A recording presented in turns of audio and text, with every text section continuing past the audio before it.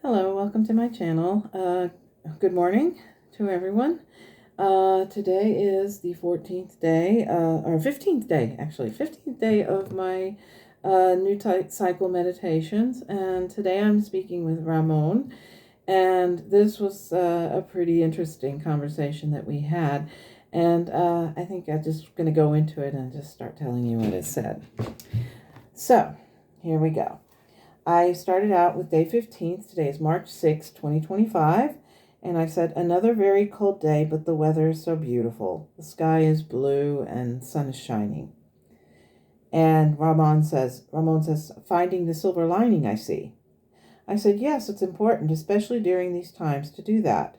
I'm always amazed that people are able to see that, contrary to all that is going on. And Ramón says, true. And what was that you were thinking on your way home? I said, I was thinking about how sad it is that I was able to buy 10 eggs here for just under €4, but that people in the U.S. are struggling to find eggs on the shelves. I won't take that for granted. And I said, it reminds me of the man-made famine that the Soviets inflicted on Ukraine in the 1930s, thereabouts. A lot of people don't know about this moment in history, but it was something that my Russian geography professor talked about extensively back when I was going to the university. And Ramón says, you have a keen understanding of how history does apply to the way things are today. And I said, I just think that it is really important to look at history and significance of today's world. I also recall someone telling me back in the day that politicians do not like historians. And Ramón says, because historians tell them that their decisions will reap a consequence that they have gaslit people into thinking the opposite. This will have very little, if no, effect on them. It's like encouraging a frog to go into that pot of boiling water. If they say it is a sauna, then they will not be less resistance to it. That frog in the slow cooking pot is a great analogy. I said it is, but how can we put that in human context? A lot of people don't fully grasp the meaning behind them. I'm not saying they're stupid, I'm merely saying that they are illogical. Ramón says, well, imagine your meditation a few days ago. You were speaking of the shadows and stepping out from the meadow. Let us explore that further. Perhaps then we can not only explain why people subject themselves to this, but also why dark forces wish to keep people in the state of illogicalness. People in general are very accommodating, almost to the point of their own detriment. They will go out of their way to avoid a person begging for money, but will walk through a pile of excrement in order to do so. Why is that? It's not always because they are heartless, but because of a general rule. They have come into this state of being that focuses on themselves. I earned what I have, they should too. The notion of helping those less fortunate falls on deaf ears with people because of suspicion or because people are fearful of being judged or hurt. It is the same as the psychological game. I won't help them because someone else will step up and help them. It does not make them heartless, it just makes them imperfect. The human race is learning during these times how important it is to help their neighbors. You did that today when you bought the gloves and headband. You gave an extra euro to the ladies at the table because you recognized the work that goes into the craft they were selling. So many people walked past their table. They figured with winter almost being over, the items were not of use. But you recognize that winter will return later this year, and that would be wise to help something unique, giving them having something unique to wear. The whole reason for this is not to outline the overall shortcomings of people or their unwillingness to help. But it goes to show that sometimes people will look at what is happening around them and not recognize the sense of community. Telling people to shop locally to utilize that sense of community when you picked up trash in the children's playground last year.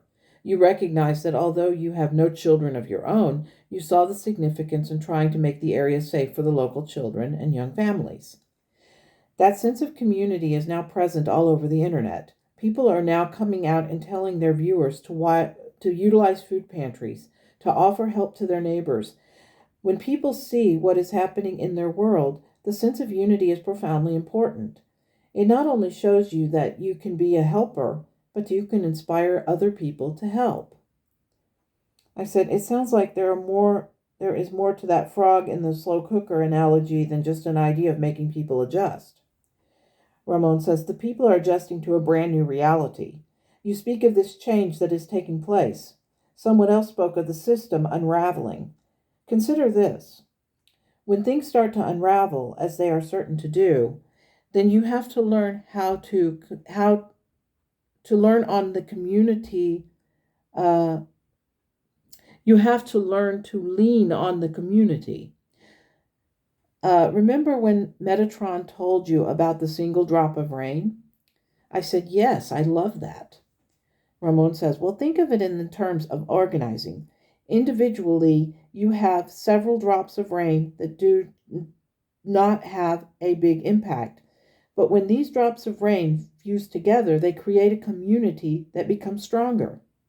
I said, like the video Sing Gently, the virtual choir project that Eric Whitaker did some back in 2020. It was exactly that. People came together and created a community from all over the world.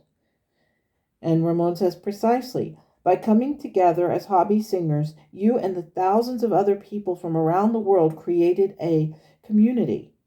Things are far stronger together than they are separated. The use of a common hobby or a similar interest have enabled people to see the similarities they have with others. It is a lot easier to feel empathy when a person in a community has a friendship than it is to feel empathy for a person who is completely consumed by hatred and bitterness. I said, I can see that, but seeing as I am pretty far away from ground zero, which is happening in the States, there's not a great deal I can do in terms of community organizing. Ramón says, but you are. It is similar to the virtual choir. There are people from all over the world who support the people in America, not the government. Sure, the people voted for the candidates, but the karma they got are not the karma they are not living they are living with are the consequences of their actions. Yes, many people are affected by what has been going on. So you must not add salt to their wound. The universe has been taking rather good care of that.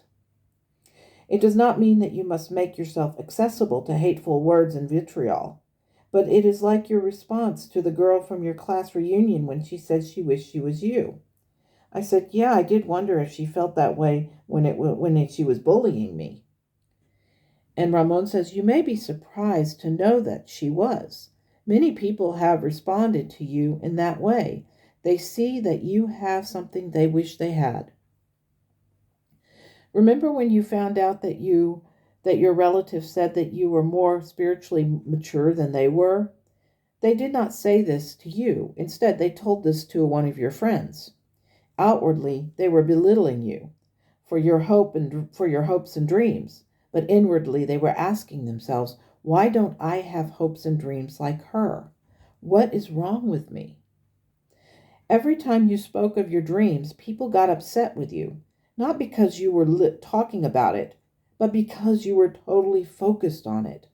Your grandmother was the person who recognized that focus. She did not view it as a childish fancy. She saw the potential in it, which is why, when you reached a certain age, she assisted in making it a reality. I said, yeah, I remember all those people who talked trash about me behind my back because I wanted to go to Russia and study there. After I got back, they were tripping over themselves to try and be my best friend. I caught so much grief because of my focus. But then the same people who were going around wanting to be glorified came around wanting to be glorified for knowing that I did something that they considered cool. It was truly a moment in my life when I looked at people and saw many of them as being hypocrites. Ramon says, that is the dark energies at work. That is what makes people strive to find their own importance and glory by tearing others down. What ultimately happens with all of the complaining was you later found out that the people, although classically called hypocrites, are actually admitting to themselves that what you did was remarkable in their eyes. This, on a grander scale, is what is happening. You are seeing that the people are coming back into the community after trying to show themselves humbled by their decisions. They're now trying to make amends with their communities. One can decide to either welcome them back or say, I told you so. I said, I know what you're saying, but a lot of those people have been downright hurtful. They have said and done things that cannot easily be forgotten. Ramon says, true. And you're recalling what Sunshine said about burning bridges. Let me try and expand on this. I am not saying that you should forgive and forget, because that is simply not doable. You can forgive, yes, but forgetting this is simply not going to come about. When trust in another has been broken, whether it be on a small scale, an individual forgiving one of their peers or unkind actions of a peers for an unkind action, or a country for imposing unjust tariffs, this level of betrayal runs deep, so trust is shattered. I said, yes. And when that happens, it literally takes a lifetime for it to be rebuilt. And Ramon says, yes, trust is indeed that which takes years to build, but seconds to destroy. This is precisely what is going on. You can decide who is deserving of that trust and who is not. No matter how forgiving a soul is, the reality is that you will know when trust is no longer there. That is why forgive and forget is not only not possible, it is also not logical. Yes, I can tell you 20 ways till Sunday to forgive, but you will never forget the actions of these people. Forgiveness releases you, but the act of not forgetting is an act of self-preservation. So when you stand at the cusp of walking out into that meadow and you see the hesitation of those around you, then you know that you are not alone in your concerns or expectations. You can step out and allow your single drop of rain energy to mesh with that of those around you and create that which will ultimately put out the fires of evil that surround you. I said, you think what is happening is evil? I always thought that evil was not real. Ramon said, evil and darkness are the same. How would you describe people who are willing to cause people harm? Even Jesus got angry when he turned the tables on the money changers at the temple. I said, yeah, and we have another circle coming around. And Ramon says, how do you mean? I said, when we started talking about the people who were causing undue suffering on the people, it was because of money. They want more. I kept seeing these people standing next to a table with stacks of money, and they're stuffing their pockets as full as they can, while people next to that table are shivering in the cold. I said, it truly makes me wonder why 1780s France hasn't started happening with all of these let them eat cake types. And Ramon says, wait, it is coming. This happened in Jesus' time, and it will happen again. The French Revolution happened for a reason, and if humanity does not heed that warning, then it will happen again. I've said, in other words, the peasants will get desperate and start to uprise. And Ramon says, yes, and that is precisely what those people are most afraid of. I said, I can see why. There are so many more of us than there are of them. And Ramon says, yes, indeed. And then I said, it is strange how events in my life are just small-scale instances of real life events. I mean, my experiences are just small scale compared to the reactions of the people on a global level. Ramon says, indeed, that is why you're sharing aspects of your life here as being significant. You may not think that it is the case, but when you look around and see how the people are responding to all the injustices, then you begin to understand that internally woven together the world really is. Once you understand this, then you will be able to foresee the outcomes. What is it that Einstein says? Insanity is an action, doing an action and expecting a different result. Well, the results of what is going to happen are all you have to do is look at how events in your own life played out, and then you can ascertain what will have play out globally. It's like tossing several pebbles into a pond and watching the ripples go out and touch one another. That is how this works. So before you think there's no way that this could be done, remember these sorts of events have happened already.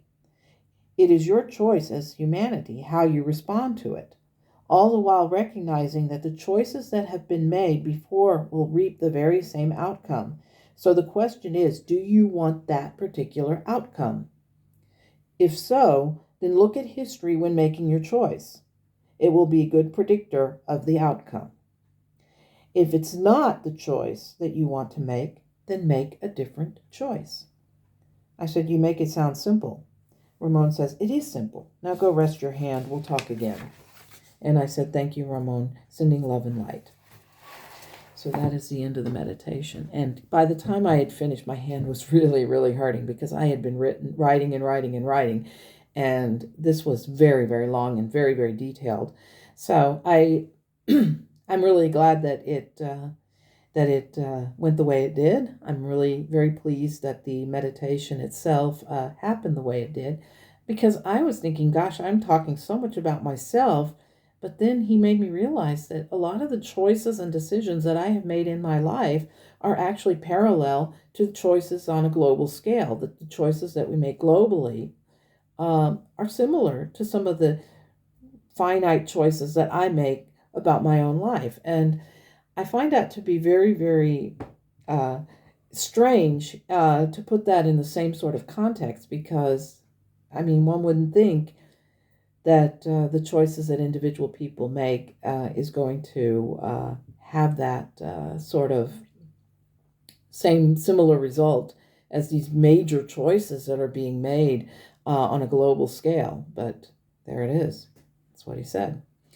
So anyway, so that's the meditation for today. Thank you for watching. Thank you for being here. And I hope that you have a wonderful day. Yeah, I'm back in the kitchen because it's so bright in the living room. But anyway, so I have to get going and get some of my stuff taken care of and have some lunch and do the things that I usually do on a day when my husband's at work all day. So have a great day. Take care, and as always, namaste.